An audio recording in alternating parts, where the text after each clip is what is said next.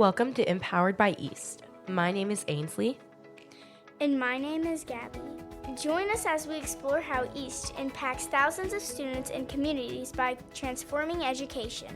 Let's get into today's episode. All right. Hey, everybody. Welcome to Empowered by East, our new official podcast. My name is Ainsley Featherston. I'm a senior at Dover High School. Hi, my name is Gabby George, a 6th grade East student from Helen Tyson Middle School. Today, for our first guest on our podcast, we are going to be interviewing the president and CEO of East Initiative, Matt Dozier. All right. So, Matt, I know that you're a very popular person in East. I go to East Conference and see your face on socks and shirts and keychains, all of the sort. How do you feel about that? Well, before we talk about feelings, I'm the first guest ever. Yeah, you are. On the first episode ever. Yes, very honored. Are you? You tell me. And I got Ainsley and Gabby on the other end of this. How cool is that? I am feeling super excited. How are you guys doing about it? Good. Excellent. Yeah, I'm feeling great. I'm excited. You want to ask your question again because I might have been trying to dodge it. All right. So I'll ask you a different question. How about that? So you're the president and CEO. How did you end up there? Like, what's your background in East? And what does that look like? Wow. So the first episode is a 10-hour series? Just give us a little elevator pitch. I'll try. Let's put it this way. If you go back into what my granddaughter BB calls the 19s, once upon a time, I finally had it all figured out and discovered that I probably needed to become a teacher. My grandmother told me that. So I did, and I was a speech and English teacher, and I worked at a number of 3 or 4 schools here in Pulaski County in Arkansas, and I loved it. It was a lot of work, and it was hard work, but I absolutely loved it. About 10 years into that, I wound up being introduced to the thing that would change my entire life, and I got to be a part of something that I've seen help change all kinds of, not just lives, but I've seen it change policy and other things, and that's called East. To your question more specifically, I was voted least likely to succeed, I'm pretty sure, when we first looked at it. As a matter of fact, when I first went, my principal had asked me to go take a look at this crazy thing that was going on, and we came back and we were talking about it, debriefing in one of them big fancy briefing rooms that you do. They said, "What'd you think?" I'm like, "I don't know. It looked really good." I said, "Well, do you think that it's as good as advertised?" I said, "I don't know. You know, we were there for just a little bit of time. Anybody can do the razzle dazzle." He's like, "Do you want to do that?" I was like, "No, not at all." Like, "Why not?" I said, "I don't know anything about computers." 28 years later, still don't know much about computers, but this East thing, because that's what he told me was, they said you don't have to know much about them, so why don't you try this East thing? And so we did. At that time, East was a very loose affiliation of a bunch of very passionate people, administrators, educators, some people at the state level that thought that but it was what they call a pilot. It was very small and very young. And because of the way that came out, I guarantee you that the powers that be, our founder especially, he's one of my favorite people in the world, love him to death, and I think he even likes me most days. His name's Tim. But he started to come look around because I'm afraid he was concerned I was going to goof this whole thing up for him. But we had the best kids, and we had this incredibly electric program. They were doing the most amazing things early on. He's like, "Hey, you want to come help? I'm putting together a team. We're going to go try and do some stuff." And I said, "Sure." And that's how I wound up being part of the training team, and then eventually part of the staff. At the time, we weren't yet the East Initiative. We were East, and we were people that were working on it, but we were technically working for an educational co-op.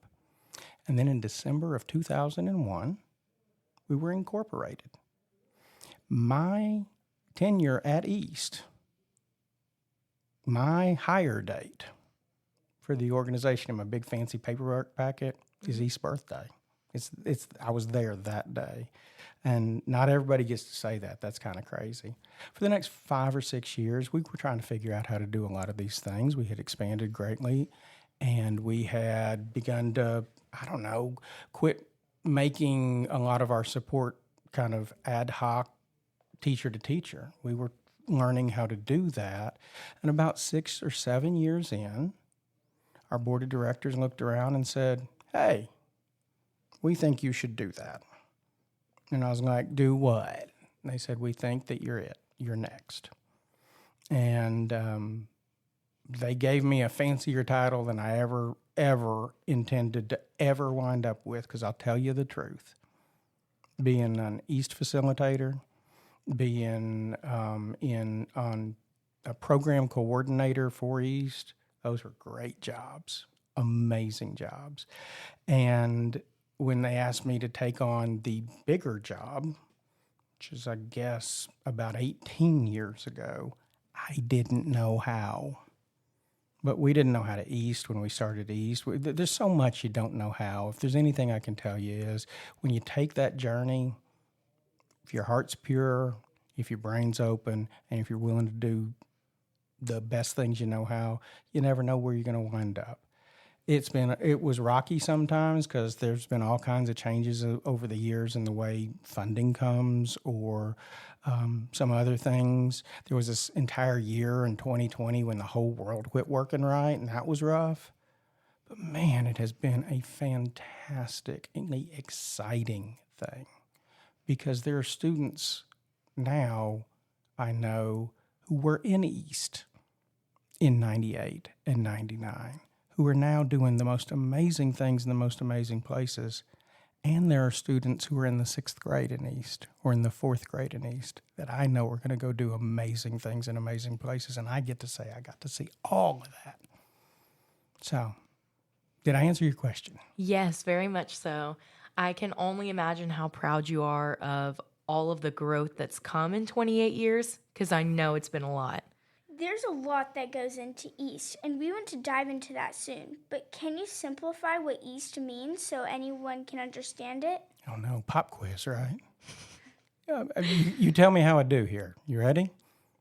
East is an educational program. Now, most often, it's a class kids go to in a school, but sometimes it's a program that they're involved in after school, or in, say, a community center. All that aside, East is an idea that stresses that everybody, because we say learners or students, everybody should be given access to the opportunity to do things that matter to them, and they should be given access to tools that can help them tackle real problems. Because if you're tackling real problems, if you're doing community service, doesn't matter if you're 6 or 60, good things happen, and you learn so much more than anybody could ever teach you. And if you do that in a way where it's not all on you, but it's very collaborative, both with your team and with the people out in your community, really powerful, amazing things happen. Let me back up and give you just the short answer, right? East is technology enhanced, self-directed, community service-based, collaborative efforts to build both communities and learners, so that when they take the next step, whether that's middle or junior high school, or it's the military or college, or it's moving from middle management to senior management at a company, they're ready. Yeah, that's great. And like you talked about, service and technology are a big part of East. I mean, it's the S and the T of East. So maybe can you talk about a little bit how the community is enhanced through the technology and how they go together maybe? Small communities exist everywhere. Small communities exist in the biggest cities. I know cities of millions of people where a neighborhood is basically the community that the community unit that they use. And you will find in every community, however you want to define that there are challenges and needs. There are things we can do to make it better for the people that live there. Either push it forward, solve problems that are keeping people from getting forward progress, or even solve problems that are just keeping them from basics, right? And if you're waiting for somebody else to come and save you, very often you either wait a long time or it never happens. We are the people. We are the people. When we see a problem, we're the people that are there to take care of it, to solve it, to at least work with it. But the beautiful thing about service in our way is you're looking for other people in your community to go and to bring in with you on that solution. If you want to go and redesign a whole new traffic flow for your softball complex, that's a fantastic project. But if nobody wants one, you just became a busybody. But if everybody wants one and nobody knows how to do it and you bring them along, you are a rock star. Because not only do you care and not only are you providing a solution, you're bringing them with you and they're learning and they're growing. We're all an East student. Yeah, I think that's honestly great. That's the best part about East is that community service is something that everybody wants to do, but not everybody has access to the technology that we do in our East classroom. And I think that's kind of what makes the East classes revolutionary and like different than just a normal person trying to help people out. I'd agree with you. When a student walks into an East classroom for the first time, they could be confused because there's a lot going on. How does East take these students and equip them with tools and skills to make them special? That's a good question. What's you guys' story? How'd you get here? You want to go first? Sure. Well, in second grade, we would go tour the East classroom at our school, and I got into East, and I loved it and kept working until there was a spot that came open to where I could do a podcast, and I did that, and I loved podcasting. And then when the East Initiative podcast had a spot that I could join, I tried, and I'm here now. Okay. For me, I didn't really go into East until high school, and I kind of had no idea what I wanted to be or who I was, to be honest, like every high schooler. And I walked into East, and it wasn't so much the atmosphere because I wasn't really sure what was going on. You know, like you said, you go in confused. But I think the East makes great people because it made my facilitator, Miss Shelby Kendi, and the whole classroom aspect is that it's student-led, and she's not there to like teach you exactly. She's not writing on the whiteboard, you know, this is what you have to do today. And I think it gives you a lot of freedom to explore what you want. And it really like helped me understand that I really like kids, so I'm going to go into elementary education. And it helped me understand that I also really like helping people. I didn't know that before East. So I think that East is probably the thing that made me like the most of what I am today. Well, I think between the two of you, you outlined it, but let me try and, when we walk into a classroom, you're right. The best ones is just kind of crazy quilt chaos, right? If we walk in and everybody's sitting still waiting for somebody to talk, they're doing it wrong probably. Mm-hmm. But what I know from hosting people and just years and years of doing this is that electricity in the air. You know, there are a lot of people in this world, because education is something that people talk about a lot. And what they want, irrespective of the ways that they think that it should be structured or what they really want is they want an environment where the teachers have that little spark of wanting to make sure that whatever it is happening, and the students are all in. And why that is so much more common in East than it may be in, I don't know, second period geometry or whatever, is because there's space. If you were a student of mine in one of my writing classes and you walked in and you didn't feel really comfortable as a writer, or you didn't like writing, or maybe you'd not ever gotten good grades for that, there was a lot we could do to help you get better. But the student that walked in that already was a published author or what have you, there were things we could do to help them get better. But those two kids sit next to each other, the struggler is very unlikely to become the great American novelist while the good writer becomes poor all in 1 year, right? In East, everybody, it's the great level playing field.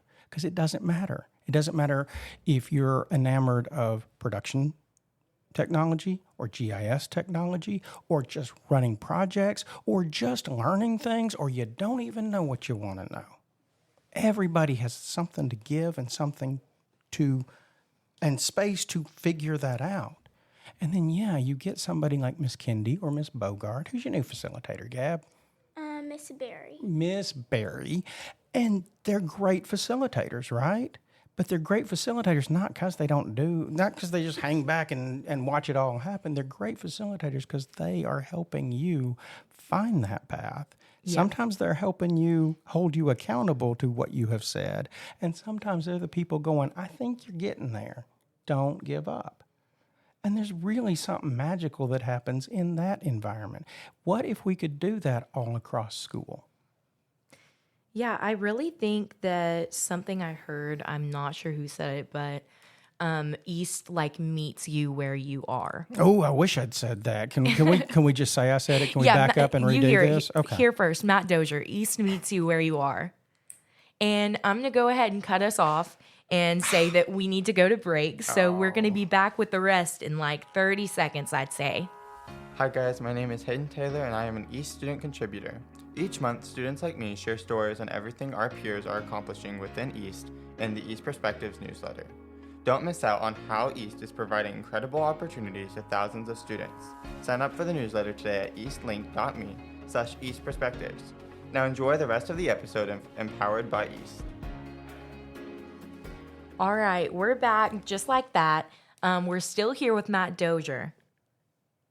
So, if a school wants to experience all these great things and start an East program, how do they do it? Well, that's an excellent question. That's one of my favorite questions. When it doesn't even have to be a school. I mean, like I said, we have worked with community organizations to start East in places that don't look exactly like a school for an after-school program or just a community-enhanced program. But if they think that they're interested, we want to talk to them. If you go to our website right now, www. Do they WW anymore, guys?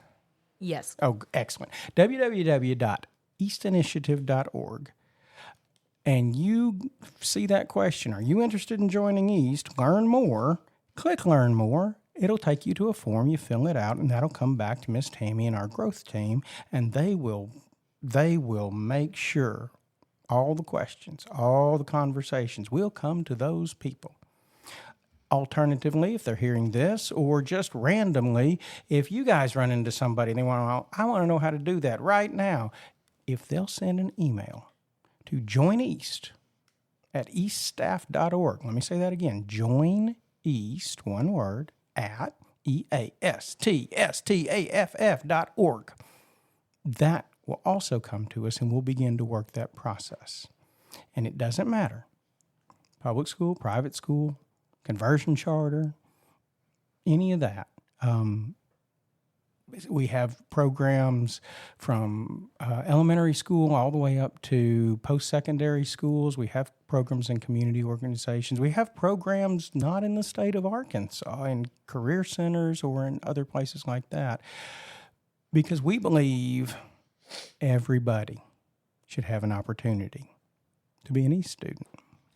Okay, so we've talked about how East makes an impact on students, but what can the school and the community expect when an East program is started for the first time? That's an excellent question. In my time, we've started hundreds and hundreds, if not thousands, of programs. And here's what I tell people most often. One, excitement.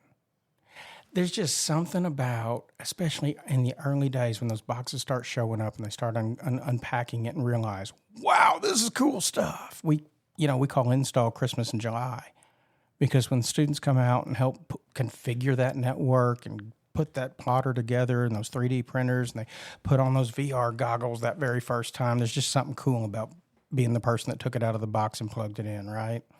It's exciting. Yeah. When the faculty in a school realize, oh, all these cool things I've always wanted to do, there's a place in my building already. I remember this in a war story that I probably, shouldn't tell, but I will. I remember our science, one of our science classes at my school, they had the build an atom, I guess it was a chemistry class.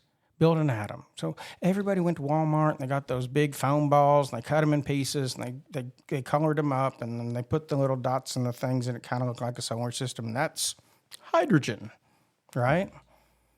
Except one of the students in my class showed up with this 15-second video of molybdenum. I do remember that. And one, it kind of completely goofed up the scoring rubric because it didn't fit any of the baselines of what they were asking for, but it was easily the coolest thing they had ever seen. And all of a sudden it's like, hey, could we do more of this? And my answer was absolutely.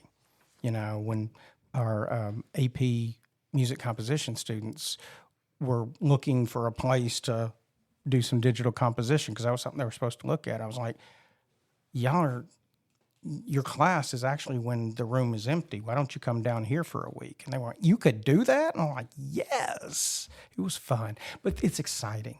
Mm-hmm. And when communities see that all of a sudden, here's a resource to tackle random problems, or not even random problems, pervasive problems, to tackle these projects, the most exciting thing for most people, especially grown-ups with jobs, is to have people that care what they do.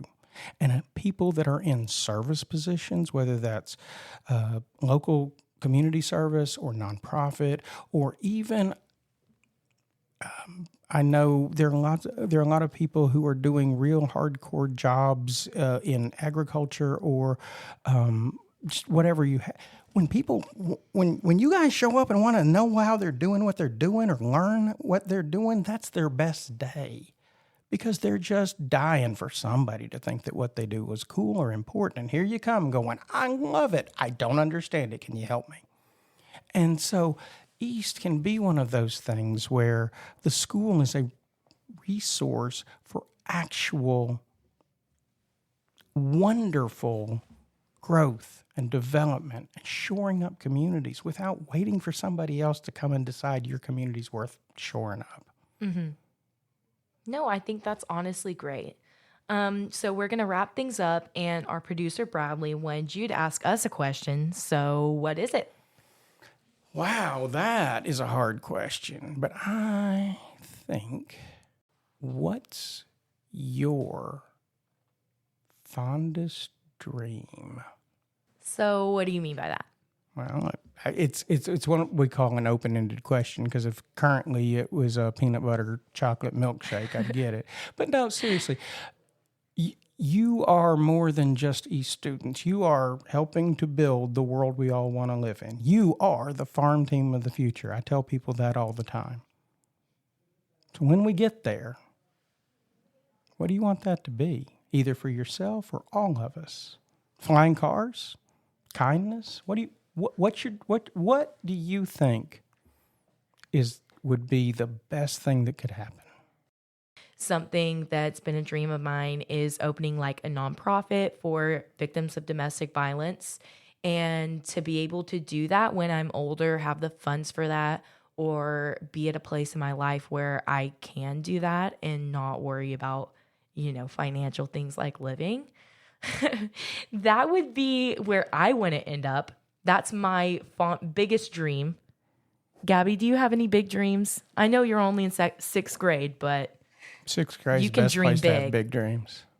My big dream would be that, like, eventually, whether, like, someone is different than another person, everyone gets, like, the same opportunities, whether they have money or not. If they're different than everyone else, they still get an opportunity to have a chance to be, like, I don't know, famous, rich, something like that. Something.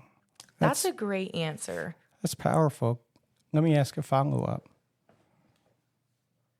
Is East helping you move toward those dreams? Yes, because East gives kids an opportunity to work with technology. And, like, if you're just in class, I'm not going to be 3D printing something. But with East, you have all this different technology. And this technology, like podcasting, if someone did a podcast, they could, like, be a podcaster when they get older. And, yeah. I think East has definitely helped me because one thing that we do at our school is we have guest speakers come in, and they really help me see like what the possibilities are when you do get older. Like we had a nonprofit person who came in and she does stuff with little kids who have been the victims of crimes, and like seeing what other people do is inspirational, and seeing other people like Gabby who do have big aspirations to help the entire world, whereas I maybe am just worried about my life, that's like eye-opening. Well, you have helped me make sure that I'm still living my dream, because that's all we ever wanted, was to open doors for people like you to go and both dream great things like that, but also actually do them. Look at you go. So proud of you. Thank you for having me. Thank you for joining us on Empowered by East, Mr. Dozier. And thank you to everybody who listened to our first episode. We're excited to bring you more throughout the school year. And if you want more information on East, visit our website, eastinitiative.org, and follow us on Facebook, Instagram, LinkedIn, X at East Initiative. Bye. Bye. Thanks, everybody.